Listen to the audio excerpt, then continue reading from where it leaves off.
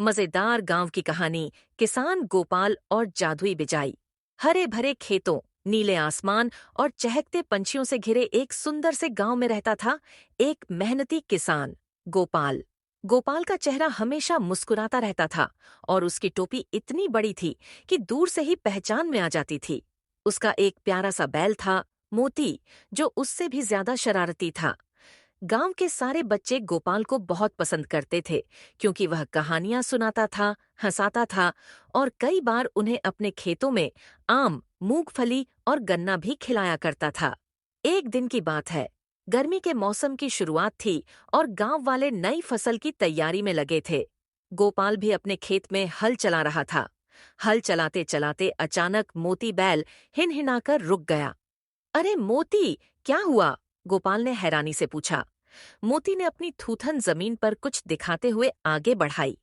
गोपाल नीचे झुका और देखा तो एक चमचमाती पीतल की छोटी सी डिब्बी दिखाई दी। उसने उसे उठाया, झाड़ा और खोला। डिब्बी के अंदर एक पुरानी कागज की पर्ची रखी थी जिस पर लिखा था, जो रोज मेहनत करे और सच्चाई से जिए उसके लिए हर बीच में छुपा है चमत्कार। गोपाल हक्का बक्का रह गया। उसे समझ नहीं आया कि ये कोई मजाक है या सचमुच जादुई बात। उसने सोचा, चलो आज कुछ नया करने की कोशिश करते हैं। उसने पर्ची को जेब में रखा और काम में लग गया। पहला मजेदार चमत्कार। अगली सुबह गोपाल बाजार गया। वहां से उसने कुछ साधारण से बीज खरीदे जिनसे आमतौर पर कद्दू और लौकी उगाई जाती थीं। जब वह घर पहुंचा तो गली के बच्चे चिंटू और बिट्टी बड़े उत्साह में उसके पास दौड़ते आए। काका, काका, आज क्या बोने वाले हो? बिट्टी ने पूछा। गोपाल ने मुस्कुराते हुए कहा, आज देखते हैं कि मेरी नई जादुई डिब्बी सच में काम करती है या नहीं। बच्चे हैरान होकर बोले, जादुई डिब्बी? गोपाल ने उनके कान के पास हाथ ले जाकर धीरे से कहा, लेकिन ये राज है, किसी को बताना मत। तीनों मिलकर खेत पहुंचे।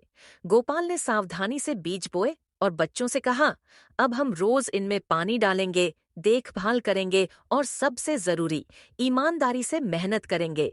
बच्चों ने खुशी से हाँ में सिर हिला दिया। 3-4 दिन बाद जब गोपाल और बच्चे सुबह खेत पर पहुंचे तो वे देखकर हैरान रह गए कि खेत में एक लंबी लंबी बेल उगी है जिसकी लौकियां नॉर्मल से 3 गुना बड़ी थीं। लौकियां इतनी बड़ी थीं कि मोती भी देखकर दंग रह गया। चिंटू ने मजाक में कहा, काका, अगर हमने इसे बाजार में बेचा तो लोग समझेंगे कि आपने कद्दू और लौकी का जिमखाना खोल दिया है। सभी जोर से हंस पड़े। दूसरा चमत्कार। मजेदार मोती। अगले हफ्ते गोपाल ने डिब्बी में से पर्ची फिर निकाली।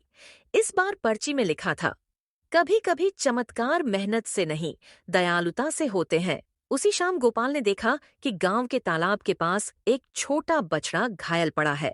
उसका पैर किसी कांटे में फंस गया था। गोपाल ने उसकी मदद की, दवाई लगाई और उसे पानी पिलाया। बछड़ा धीरे से रंभाया, जैसे धन्यवाद कह रहा हो। अगले दिन सुबह जब गोपाल अपने खेत पहुंचा तो उसने देखा कि मोती बैल अपने सिर पर साड़ी की तरह कोई बेल बांधे इधर उधर उछल कूद कर रहा है। गोपाल ने पास जाकर देखा तो वह कोई आम बेल नहीं थी, वह कपड़े उगाने वाली जादुई बेल थी।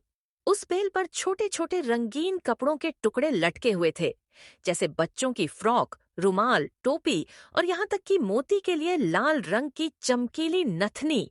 बिट्टी चिल्लाई, काका, ये तो कपड़ों की दुकान जैसा खेत बन गया आपके यहाँ। तीसरा चमत्कार। सबसे बड़ा सबक। एक दिन गोपाल ने सोचा कि क्यों न वो डिब्बी की असली शक्ति समझने की कोशिश करे। उसने डिब्बी खोली। इस बार पर्ची बिल्कुल नई थी और उस पर लिखा था, अगर तुम चाहो कि दुनिया बदले तो पहले खुद अच्छा बनने की कोशिश करो। तभी गांव में एक समस्या खड़ी हो गई। पास के गांव के किसान गुस्से में आए और बोले कि उनकी नहर का पानी किसी ने रोक दिया है, वैसे खेत सूख रहे हैं। दोनों गांवों में गलतफहमी पैदा हो गई और सभी लोग 2 हिस्सों में बंट गए। गांव के बुजुर्गों ने गोपाल से सलाह मांगी। गोपाल ने कहा, अगर हम एक दूसरे पर शक करते रहेंगे तो पानी क्या, हमारी दोस्ती भी सूख जाएगी। वह सबको अपने खेत लेकर गया। वहां उसने सबके सामने डिब्बी पेश की और बोला, इसमें जादू नहीं है, असली जादू हम सबकी मेहनत, भलाई और एकता में है। अगर हम सब मिलकर नहर की मरम्मत कर दें तो दोनों गांवों को पानी मिलेगा, झगड़ा खत्म होगा। दोनों गांवों के लोग सोच में पड़ गए। फिर सबने मिलकर काम करने का निर्णय लिया। गोपाल और मोती ने सबसे पहले कुदाल उठाई, बच्चे मिट्टी ढोने लगे और गांव की औरतों ने पानी पिलाने की व्यवस्था की। देखते देखते 2 दिनों में नहर दोबारा चल पड़ी। पानी आया तो खेत फिर से हरे हो गए। दोनों गांवों में खुशी छा गई। उस शाम ग्रामीणों ने गोपाल के लिए एक छोटा सा सम्मान समारोह किया। बच्चे बोले, काका, आप ही तो हमारे असली जादूगर हो। गोपाल हंसकर बोला, अरे नहीं, असली जादू तो तुम सबके अंदर है। बस भरोसा और मेहनत की जरूरत होती है। कहानी की सीख, मेहनत कभी बेकार नहीं जाती। दयालुता से बड़ा कोई जादू नहीं। एकता में अपार शक्ति होती है। अच्छाई करने से जीवन में चमत्कार अपने आप होने लगते हैं।